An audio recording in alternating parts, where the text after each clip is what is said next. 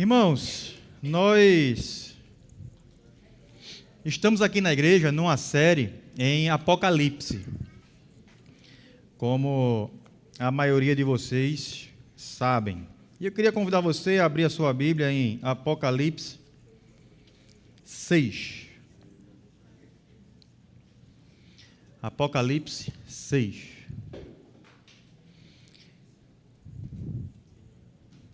Quando as crianças saem, sai metade da... Ai, que bom, né? Estamos crescendo aí com o Ministério Infantil. Por isso, precisamos de uma sala para distribuir melhor e continuar crescendo. Vamos ler? A gente vai ler o capítulo inteiro, tá? Observei quando o Cordeiro abriu o primeiro dos 7 selos. Então ouvi um dos seres viventes dizer com voz de trovão: venha. Olhei, e diante de mim estava um cavalo branco. Seu cavaleiro empunhava um marco, e foi-lhe dado uma coroa. Ele cavalgava como vencedor, determinado a vencer. Quando o Cordeiro abriu o segundo selo, ouvi o segundo ser vivente dizer: venha. Então saiu outro cavalo, e este era vermelho. Seu cavaleiro recebeu o poder para tirar a paz da terra e fazer com que os homens se matassem uns aos outros. E lhe foi dada uma grande espada. Quando o Cordeiro abriu o terceiro selo, ouvi o terceiro ser vivente dizer: venha. Olhei, e diante de mim estava um cavalo preto. Seu cavaleiro tinha na mão uma balança. Então ouvi o que parecia uma voz entre os 4 seres viventes, dizendo: 1 quilo de trigo por 1 denário, e 3 quilos de cevada por 1 denário, e não danifique o azeite e o vinho. Quando o Cordeiro abriu o 4º selo, ouvi a voz do 4º ser vivente dizer: venha. Olhei e vi diante de mim estava um cavalo amarelo. Seu cavaleiro chamava-se Morte, e o inferno o seguia de perto.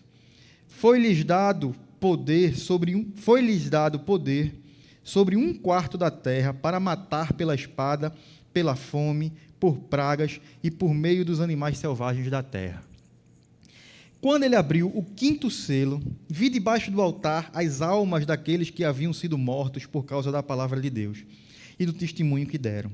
Eles clamavam em alta voz: até quando, ó soberano, santo e verdadeiro, esperarás para julgar os habitantes da terra e vingar o nosso sangue? Então cada um deles recebeu uma veste branca, e foi-lhes dito que esperassem um pouco mais, até que se completasse o número de seus conservos e irmãos, que deveriam ser mortos como eles. Observei quando ele abriu o 6º selo. Houve um grande terremoto. O sol ficou escuro como tecido e crina negra. Toda a lua tornou-se vermelha como sangue, e as estrelas do céu caíram sobre a terra como figos verdes caem da figueira quando sacudidos por um vento forte. O céu se recolheu como se enrola um pergaminho, e todas as montanhas e ilhas foram removidas de seus lugares. Então os reis da terra, os príncipes, os generais, os ricos, os poderosos, todos, escravos e livres, esconderam-se em cavernas e entre as rochas das montanhas. Eles gritavam às montanhas e às rochas: caiam sobre nós e esconda-nos da face daquele que está sentado no trono e da ira do Cordeiro, pois chegou o grande dia da ira deles, e quem poderá suportar? Amém? Irmãos, estamos aqui no livro de Apocalipse. Eu queria começar só esclarecendo algumas coisas. Primeiro, te convidar a estar vindo todos os domingos para acompanhar. A gente começa a falar aqui de seres viventes, de situações que são um desenrolar do que a gente já falou anteriormente. Mas se você está nos visitando, se você está aqui e não conhece o livro de Apocalipse, o que aconteceu até agora, aproveite como um estímulo para, em casa, você ler o livro de Apocalipse. você hoje ou amanhã, você separa um tempo e lê do 1 ao 5, pelo menos, e depois o 6 de novo. Além disso, uma outra questão aqui, para nós termos em mente, é que a pregação não é um EBD, tá? Nós temos o nosso momento de EBD, que inclusive é uma bênção, e a gente está tratando sobre o ministério, agora, a gente tem mais um domingo, sobre um ministério muito importante para a nossa igreja, que é o ministério diaconal, porque toda igreja saudável, ela tem um ministério diaconal, e acredito que é bíblico, está lá. E nós ainda não iniciamos nosso ministério diaconal efetivamente, formalmente. E eu estava pensando, geralmente quando as igrejas vão começar o ministério diaconal, reúne os candidatos ao diaconato e fala só com eles, né? Não faz sentido. A igreja inteira deveria conhecer o que é o ministério. E a gente tem tido esse momento aqui que é uma bênção e serve para várias. Do momento surgem várias outras reflexões sempre. Então, eu lhe convido, próximo domingo, estar aqui na EBD. Mas a pregação não é um EBD. Então, a gente não vai se deter muito aqui em explicações de algumas nuances, tá bom? E talvez a gente não veja o capítulo 6 inteiro por conta das limitações de tempo aqui. Mas nós tivemos em Apocalipse 5 uma reflexão, nós temos um texto, tivemos uma exposição tratando daquela situação que João estava lá se deparando com um rolo, um livro, selado com 7 selos, e não havia ninguém digno de abrir aquele livro. E aquele livro seria basicamente o plano de Deus para a história, de juízo e de redenção. Esse plano final. E não havia ninguém para revelar este plano, para conduzir este plano. E vimos que João viu o Cordeiro, Cristo, que foi morto e reviveu, e ele é o único digno de abrir o livro, porque ele venceu na cruz e porque ele tem toda a autoridade. Eu não vou pregar de novo o capítulo 5, mas partindo pelo menos desse pedacinho aí, o que a gente tem agora no capítulo 6 é justamente a abertura desses selos que estão no livro. Então, quando está falando aqui abrir o selo, são esses selos sendo rompidos. E quando eles são abertos, fica ainda mais claro para cada um de nós aqui que a manifestação de Deus na história, e eu queria que a gente refletisse muito bem sobre isso hoje, ela não é apenas para salvar. Isso pode parecer duro para alguns, mas também para aplicar a sua santa, justa e perfeita justiça. O mal vai ter um fim, seja por redenção, seja por juízo. Deus vai trazer redenção para todos aqueles que creem em Cristo, mas Ele vai trazer juízo para aqueles que o rejeitaram. E essa é uma verdade fundamental que muitas vezes é deixada de lado, e quase que como um assunto intocável, porque hoje as pessoas querem apenas um Jesus amoroso, e Ele é amoroso. As pessoas querem apenas um Jesus que consola, mas Ele consola. A gente quer somente um Jesus que acolhe, e Ele acolhe. Mas as pessoas querem repartir Jesus para Ele ser apenas isso. E que porque Ele tem esses atributos graciosos, amorosos, maravilhosos, a outra parte não seria verdade. É como se Jesus jamais fosse julgar o mundo. E isso não é o que a gente tem aqui na Bíblia. Apocalipse, a gente tem essa manifestação do juízo de Deus. E, por favor, fique até o final para você não achar também que é só juízo. Porque daqui a pouco vai ficar um pouquinho mais pesado o que a gente está conversando aqui. Mas, só para ser bem claro como isso é real, há pouco tempo a gente viu aqui, bombando aí nas redes sociais, mais uma vez, o pastor Ed Renekiewicz. Quem é que já viu o Ed Renekiewicz falando alguma coisa por aí? E ele disse publicamente agora, nem sei quanto tempo faz, mas viralizou de novo agora, que não acredita que Deus mandaria alguém para o inferno. Porque Deus é um pai amoroso. E um pai amoroso jamais faria isso com seu filho. Essa é uma heresia, tá? Essa é uma heresia antiga, mas que vive ressurgindo aí com novas roupagens e às vezes viraliza aí, tanto de forma porque as pessoas acreditam, como graças a Deus porque há muita gente combatendo aí e mostrando a verdade. Então, o Jesus da Bíblia, a gente vê aqui em Apocalipse, a gente vê em Apocalipse 5, 6, e daqui por diante, durante um bom pedaço do livro de Apocalipse, ele é o Cordeiro que salva. Sim, ele nos oferece salvação por graça, por conta de toda a sua obra por nós, não por conta do que nós fazemos. Mas ele também é aquele que executa o juízo de Deus e traz a ira de Deus contra o pecado em sua santa justiça. A gente até termina aqui, no versículo 16 desse capítulo, com as pessoas querendo que o universo caia sobre elas para poder se esconder da face daquele que está assentado no trono e da ira do Cordeiro. Porque chegou o grande dia da ira deles. E quem poderá suportar? Daqui a pouco eu vou voltar um pouquinho mais para isso, especialmente no final. Mas eu quero que você entenda aqui, desde o início, quando a gente está tratando desse texto, que não existe Cristo sem juízo. A boa nova do Evangelho, a boa mensagem do Evangelho, a boa notícia do Evangelho, só faz sentido porque existe o peso da condenação. Porque existe, sim, a ira de Deus contra o mal, contra o pecado. E a gente só vai entender a grandeza da salvação se a gente entender a grandeza da redenção, se a gente entender a realidade do juízo. Então a gente precisa olhar aqui para Apocalipse 6 com bastante cuidado e seriedade. A gente vê o Cordeiro que começa a abrir os selos. E a gente vê esse momento da história já marcado por juízo.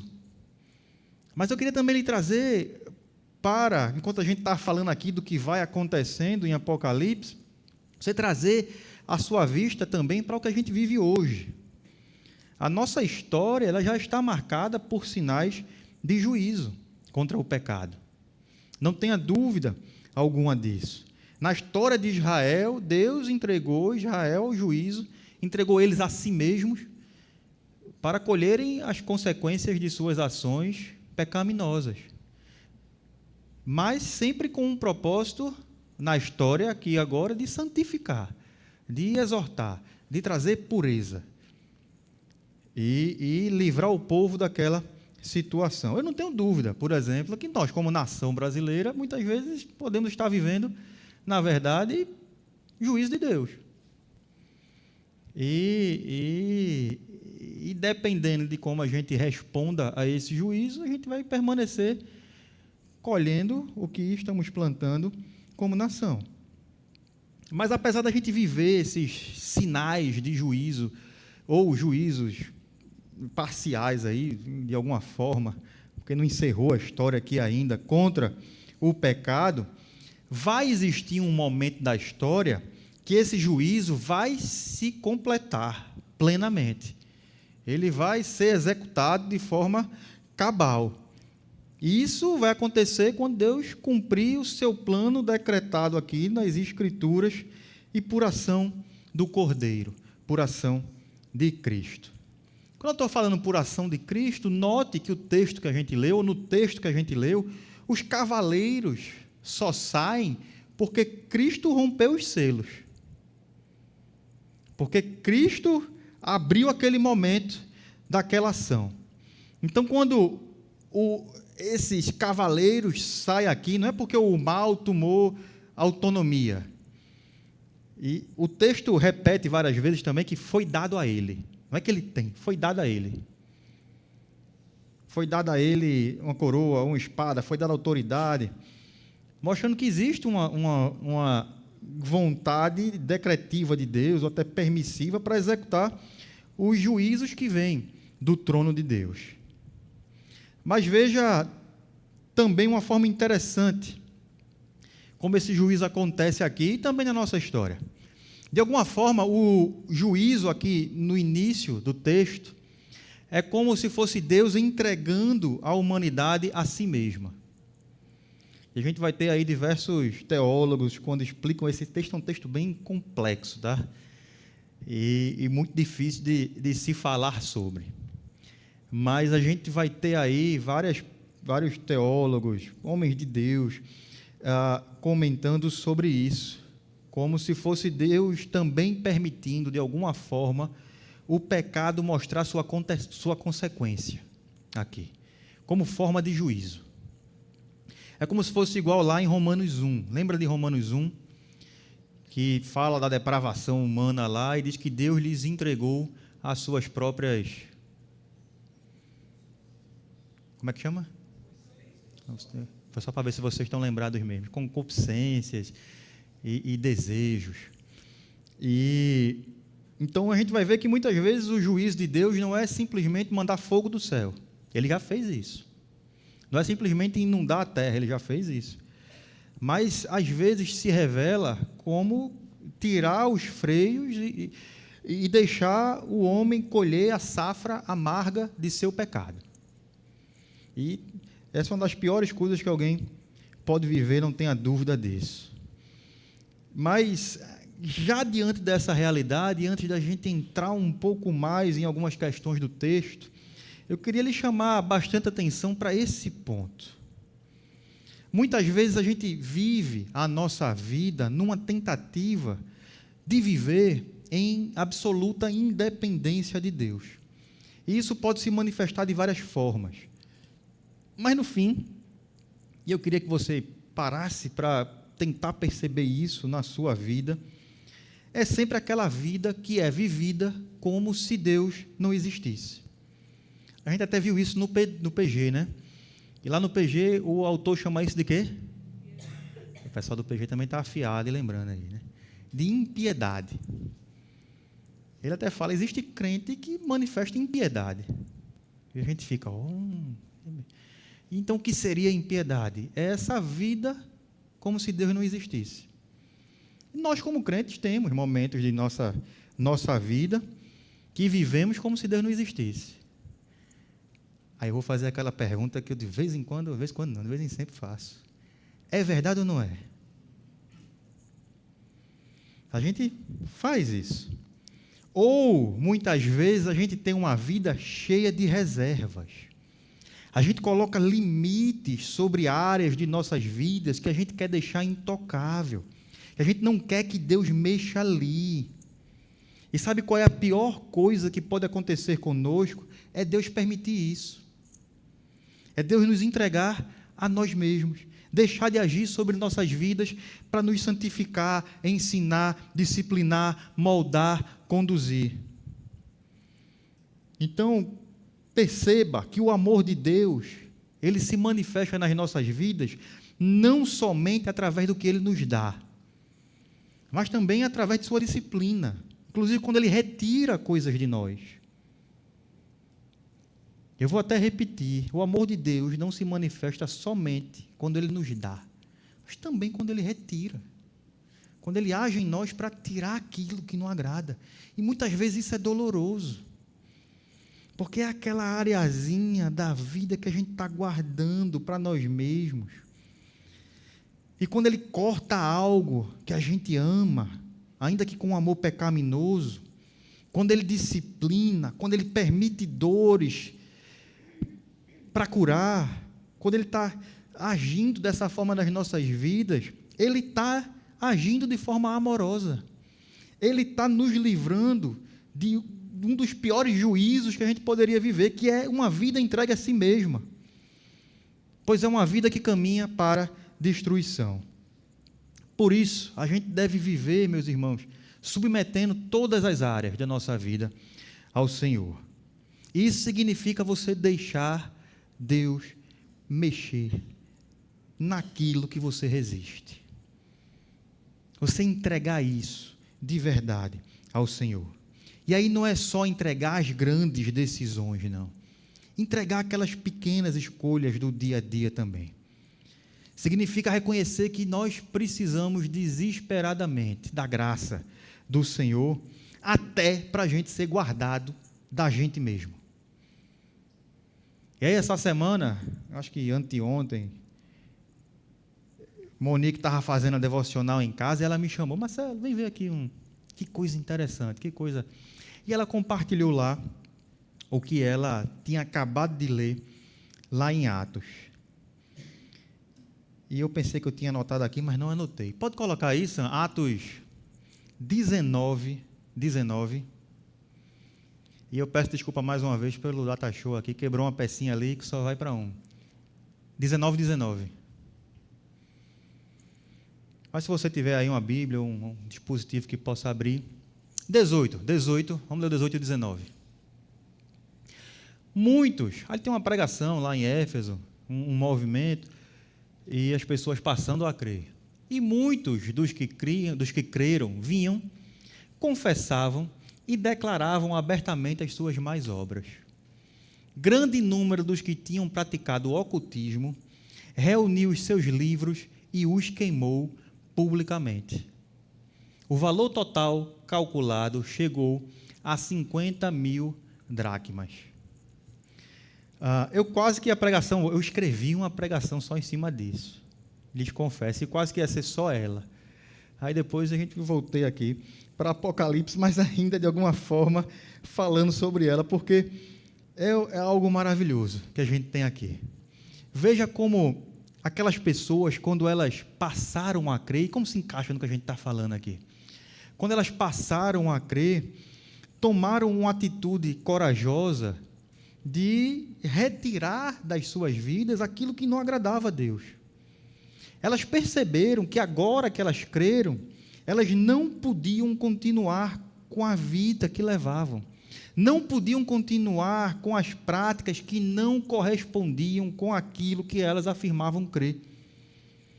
E elas não estavam mais agora entregues a si mesmas, porque entregaram suas vidas a Cristo. Isso não é algo maravilhoso? Será que a gente fez isso? E é muito legal também aqui no texto, muito bom, o valor daquilo que elas entregaram, só para a gente ter uma noçãozinha. Fala que foram 50.000 dracmas, não é? A dracma era o equivalente ali ao que a gente já falou aqui de denário. Lembra o que é denário? Quanto vale um denário?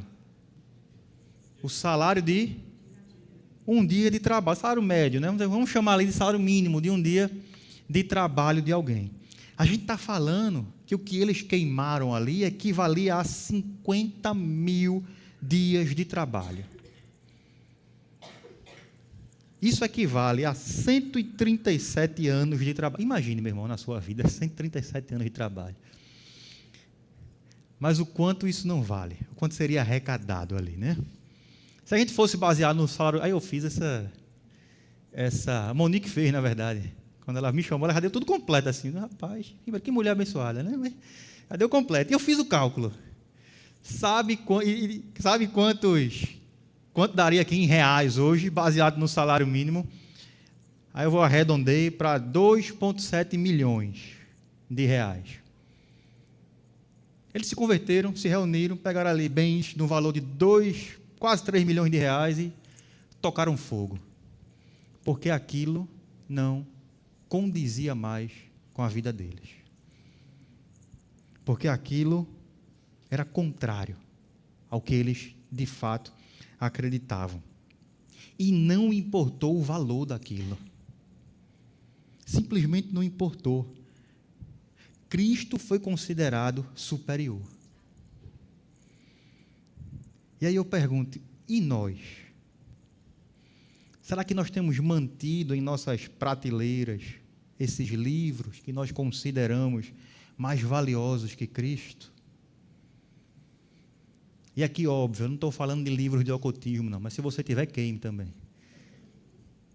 Mas aquelas coisas que a gente deixa lá, na prateleira do coração, que não deveriam estar lá, e a gente vai guardando, vai deixando, e aquilo vale mais. do que Cristo para nós. Que não seja assim, meus irmãos. Mas aqui em Apocalipse, João começa a mostrar mais ou menos isso, porém numa escala mundial. Quando o Cordeiro abre os primeiros selos, vemos Deus trazendo juízo. E boa parte disso acontece, como já falei, com Deus entregando a humanidade a si mesma. Especialmente quando a gente olhar aqui no final, os cavaleiros interconectados aí. A gente vai ver engano, guerras, fome e morte se espalhando pelo mundo, porque Deus tirou freios e deixou o homem colher o que plantou. E é isso aqui que a gente se depara. E eu convido você para a gente ir aqui, eu não sou da cavalaria, mas para a gente ir aqui de cavalo em cavalo, rapidamente, em direção ao final aqui do texto. A gente começa aqui com um cavalo branco, em Apocalipse 6:2. João, ele vê um cavalo branco, e o cavaleiro tem um arco, e recebe uma coroa, e sai vencendo. Aqui no texto de Apocalipse, esse é o cavalo mais difícil de interpretar, que a gente não tem muito mais definições do que o que ele fala aqui. A gente não sabe o que é que ele está fazendo, o que é que ele vai fazer, e não fica exatamente claro. Mas a gente tem alguns comentaristas de Apocalipse apresentando algumas possibilidades de interpretação que são mais aceitas do que as outras. Alguns vão dizer que se trata da pregação do Evangelho. Outros vão dizer que é uma representação de Cristo. Isso por causa do cavaleiro do capítulo 19, lá de Apocalipse, que a gente vai ver em breve. Também tem quem diga que é a humanidade se colocando numa posição superior a Deus, porque ele recebe uma coroa e sai para vencer. Alguns dizem que representa a conquista militar, imperialismo, que era constante ali, é uma realidade ali daquela época. Outros falam que é uma força simbólica do bem, que seria um bem inicial antes de começar o juízo. E não seria exatamente Cristo ali. Eu não consigo enxergar essas possibilidades. E aí existem, portanto, outras percepções que se alinham mais com uma visão futurista de Apocalipse. E aqui, voltando para o que a gente explicou no começo. Apocalipse ele foi escrito para o povo daquele tempo, ele tem uma aplicação naquele tempo, mas ele não se restringe àquele tempo. Ele tratou de fatos daquele tempo, mas trata também de fatos do futuro, do que vai ainda acontecer. E eu tento enxergar sempre na perspectiva equilibrada aí entre essas duas questões. A gente vai ter até questões que servem para os dois ao mesmo tempo, né? Se aplica tudo, na verdade. Se aplica naquele tempo, mas também se aplica para nós hoje e se aplica para o futuro. Mas boa parte do Apocalipse, penso que é Deus revelando, Cristo revelando o que há de acontecer na manifestação da redenção final, do juízo final. Então, trazendo uma explicação sobre o cavalo branco, em cima dessa linha de interpretação, a gente vai ver que o branco, normalmente em Apocalipse, ele é associado a Cristo ou à pureza. Mas o texto aqui mostra que não é Cristo. E aí o erro daquela interpretação lá, porque Cristo está no trono, está na frente, está diante do trono. É Ele quem abre os selos, não é Ele quem cavalga ali no início do juízo. Então, existe uma interpretação que esse cavalo branco seria um falso Cristo.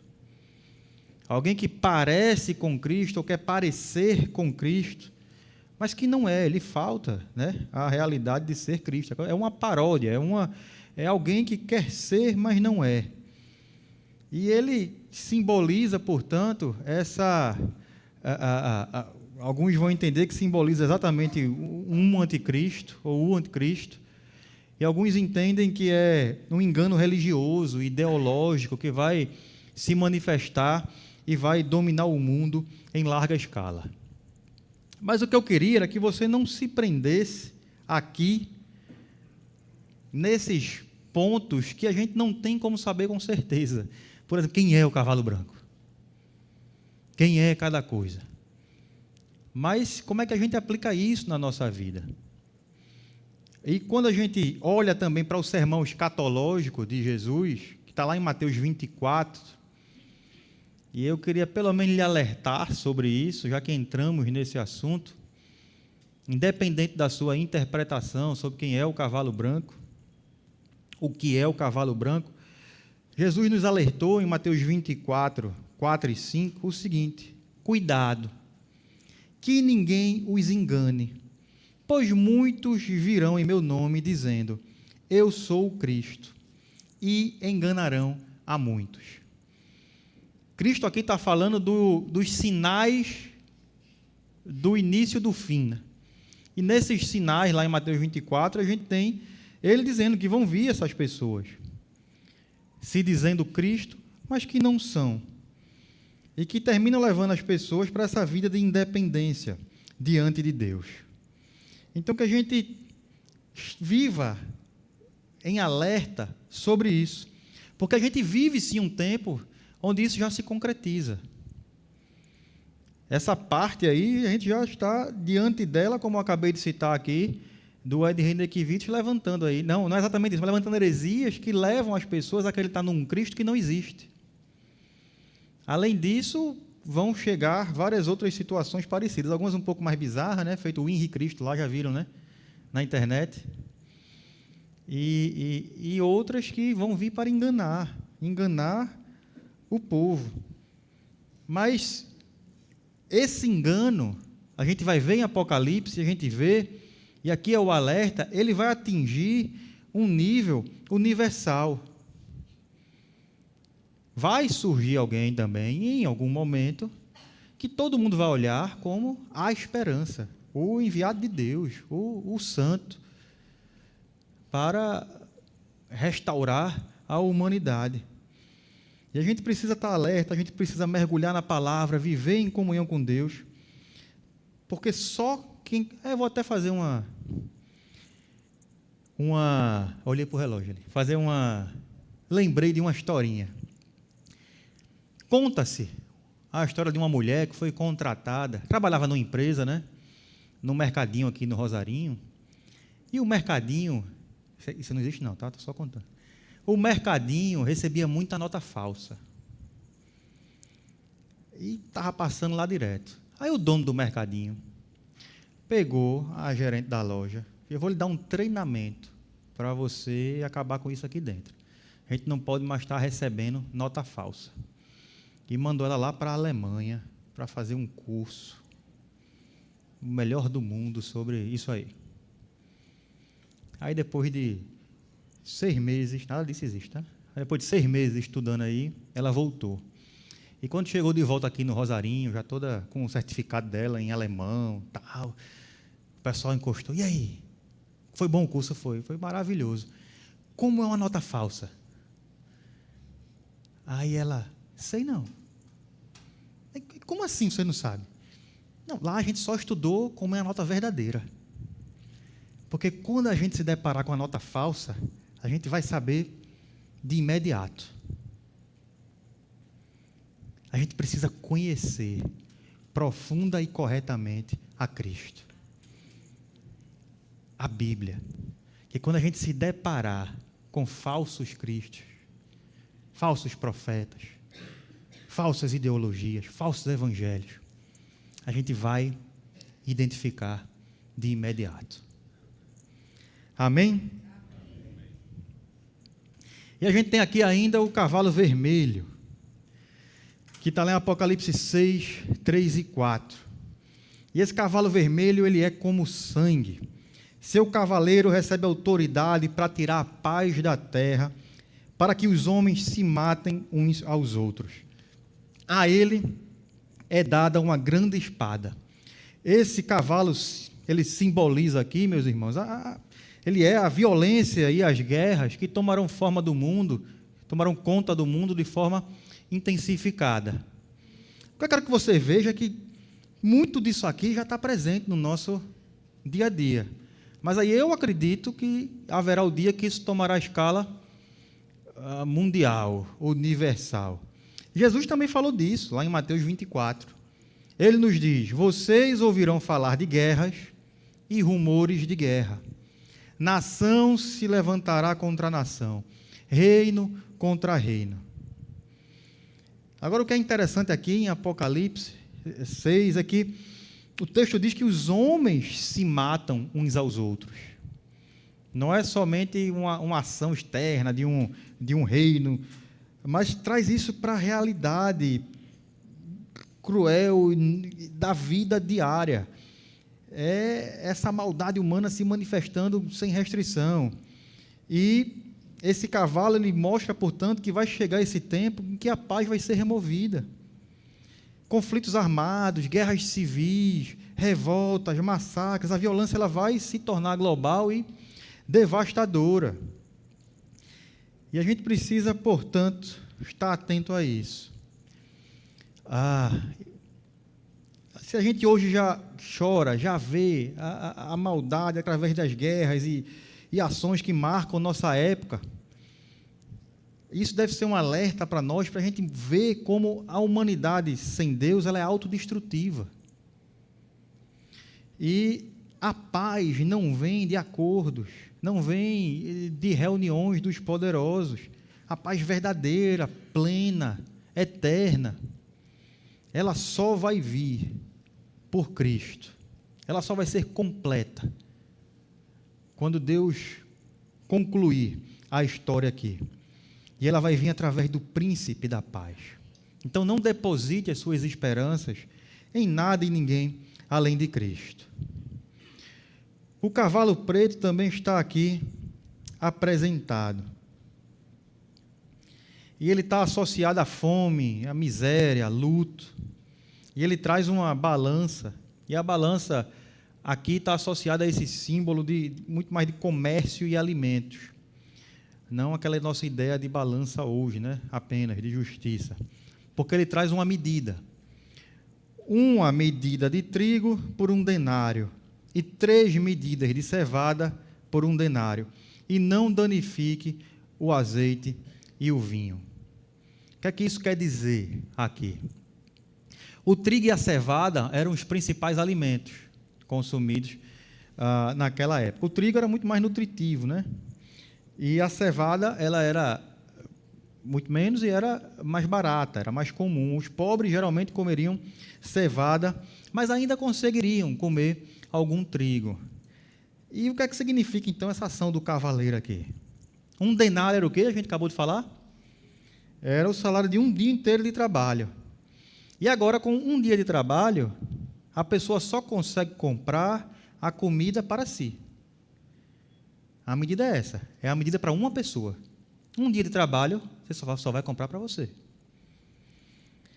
Então, a gente vai começar a ter aqui um colapso, né? A pessoa não consegue mais suprir a sua família. A gente vai ter um colapso econômico, alimentar, vai ter escassez de alimentos básicos. Mas o vinho e o azeite, eles permanecem aqui intocados. E aí já começam a surgir as interpretações sobre o que é que isso significa. Alguns vão dizer que Deus, de alguma forma, ele vai fazer uma contenção dessa fome. Ela não vai ser severa demais, porque ainda tem alguns recursos que estão disponíveis. Outra linha de interpretação vai dizer que o vinho e o azeite eram produtos de luxo, não eram um produto da vida comum para todas as pessoas. Então, que a fome e a desigualdade vai ser intensificada. Alguns, nem todos, mas vai ter essa disparidade intensificada em forma de desigualdade. A gente não tem elemento suficiente para entender exatamente os eventos que estão por trás desse texto. Há ainda outros elementos históricos daquela época que vão dar várias outras interpretações, mas a gente guarda isso para a EBD. Mas, trazendo, portanto, aqui para a gente tentar entender o que é que a gente tem feito com o que Deus nos dá hoje. A gente não precisa temer o futuro. Ele está nas mãos de Deus e Ele vai cumprir como bem lhe cabe.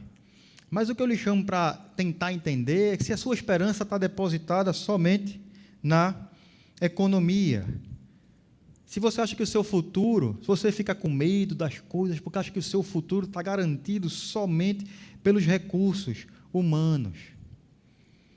A economia ela pode ruir, os sistemas podem falhar, mas a provisão do Senhor é eterna. Jesus nos disse, pode faltar o pão desta forma, ou ser escasso, mas Jesus nos disse, eu sou o pão da vida. Aquele que vem a mim nunca terá fome. Então a gente tem esse chamado aqui para viver com gratidão, generosidade, dependência. E o mundo sem Deus ele vai experimentar escassez, insegurança. Mas os que confiam em Cristo vão encontrar nele o alimento que nunca se esgota. Prosseguindo aqui, a gente tem o cavalo amarelo. Esse quarto cavalo, ele representa doença e morte. Essa cor não é em vão, ele é pálido como a cor de um cadáver. Seu cavaleiro se chama Morte e o inferno o segue. E ele recebe autoridade sobre a quarta parte da terra para matar pela espada, pela fome, pela peste e por feras. Esse cavalo é como se fosse a síntese dos anteriores. O engano, a guerra, a fome culminam em morte. Ele mostra o final da humanidade sem Deus. A destruição física e espiritual. E não está falando, portanto, só aqui de uma morte biológica, mas ele tem um inferno caminhando junto. Lembrando que existe condenação eterna para aqueles que rejeitam o Cordeiro. E esse alcance do juízo aqui é assustador, porque ele atinge a quarta parte da terra. Mas também essa linguagem é uma demonstração de que, apesar dessa proporção vasta, Deus limita a sua ação, Deus limita o seu alcance. É Deus quem controla até onde o mal pode ir. O cavaleiro não tem poder absoluto, só até onde lhe é permitido. E aí, trazendo aqui mais uma vez, eu queria lhe dizer que a morte assusta, não é verdade? E a gente teve a pandemia aí para deixar isso muito claro. Muitos de nós ficamos apavorados diante da pandemia. Nossa geração experimentou isso. E a gente colocou muitas vezes, aqui só mais um parêntese, e eu não estou falando para que você não deve se vacinar, tá? Eu me vacinei, tomei as 4 vacinas, deixe você com raiva de eu ter feito isso ou não, que a gente teve opinião para todo lado, né? Mas eu quero lhe dizer que muitos de nós colocaram a esperança na vacina, não em Deus. Eu quero lhe chamar a reflexão de que você só se sentiu seguro, talvez, quando você recebeu a vacina. Não porque sua vida estava nas mãos de Deus. Você só se sentiu em paz quando você recebeu a vacina. Só deixou de ter medo da morte quando você recebeu a vacina. E não porque você já tinha recebido Cristo na sua vida. Então, a gente precisa encarar a morte de forma bíblica, sabendo que Cristo já venceu a morte e Ele está no controle. E para quem está no Cordeiro, a morte é somente a entrada na vida eterna. E, irmãos, caminhando aqui para a conclusão, eu queria lhe chamar para a última reflexão, dizendo que esses 4 cavaleiros, eles não são soltos ao acaso. Volto a dizer, é um texto muito difícil de interpretar, de pregar, mas a gente colocou aqui no coração de tratar de Apocalipse, a gente vai tratar de tudo. Pode ser que você tenha uma interpretação diferente sobre esses cavalos.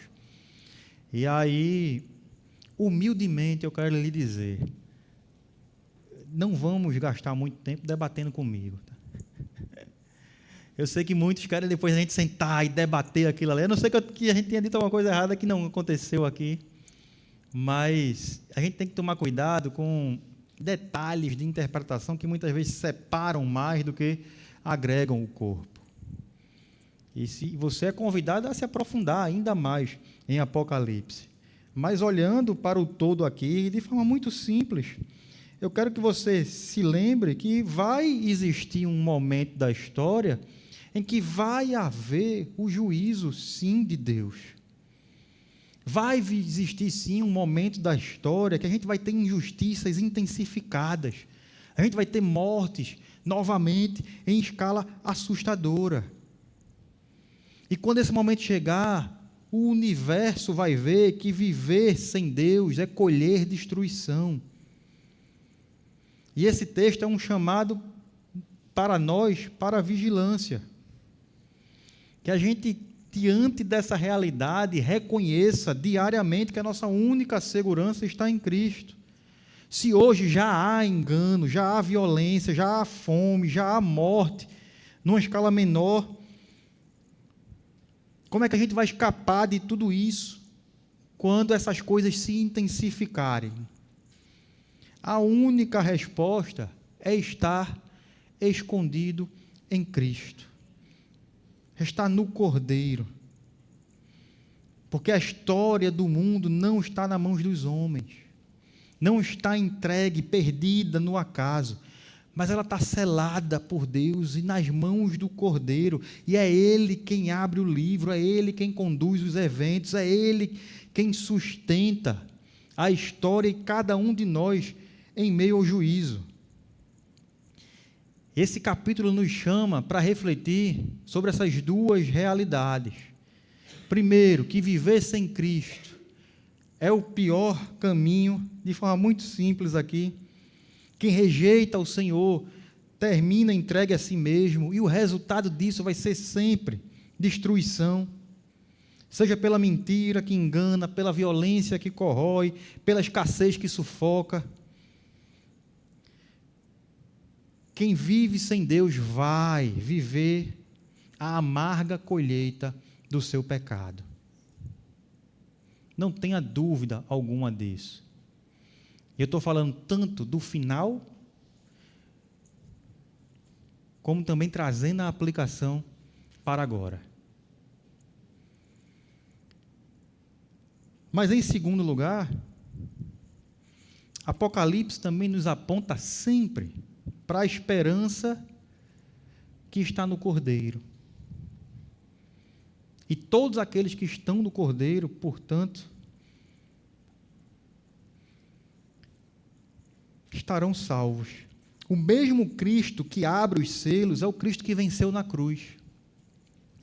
O mesmo que executa o juízo é o que estendeu graça para todos aqueles que nele depositaram a fé. O final do capítulo aqui nos mostra. Então, os reis do reis, leio mais uma vez.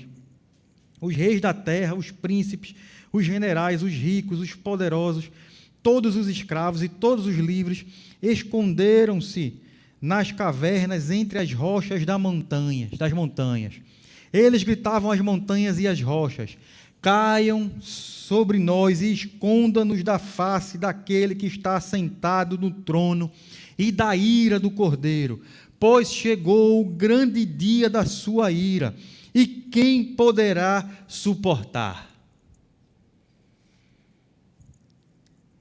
Para essa grande pergunta que ainda ecoa, quem poderá suportar a ira do Cordeiro? Existe uma resposta: aqueles que foram lavados no sangue do Cordeiro. A cruz é o nosso único refúgio. Ali o juízo que era contra nós, e entenda, na cruz, quando a gente fala Jesus morreu por você, a gente está falando que na cruz, Cristo recebeu a ira de Deus sobre ele, em nosso lugar. E nos deu perdão, nos deu justiça, nos tornou santos diante de Deus. Abra sua Bíblia aí para a gente finalizar lendo as Escrituras, em Colossenses 1.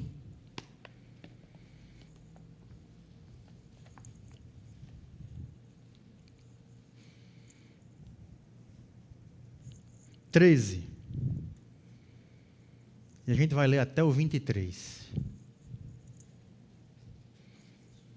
Colossenses 1, 13 a 23, página 1116.